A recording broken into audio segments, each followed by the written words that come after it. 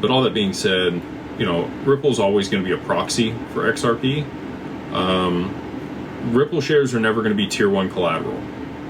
You're never going to be able to get 90 or 100% margin against your Ripple shares. You're not going to be able to use those to back ETF or derivatives.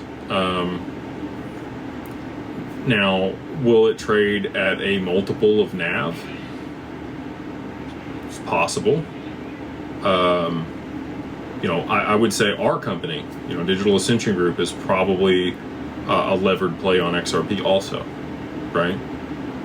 So, if you wanted a levered play on XRP, I think Evernorth is probably a better proxy for, getting a 1.2 or 1.5 MNAV versus Ripple, just because, Ripple does hold that on their books, but they're going to have to divest a large portion of the XRP that they currently own over time in order to be compliant.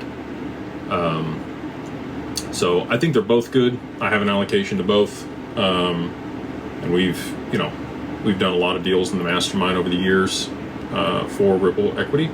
I can talk about that because those are closed. But all that being said, I think that both are great opportunities. They'll probably track pretty close, but at different points in time. I think in the short term, as we see the adoption of this network and protocol and the asset itself, it's probably going to outpace Ripple, and then Ripple will probably catch up, and then it'll go back and forth over time.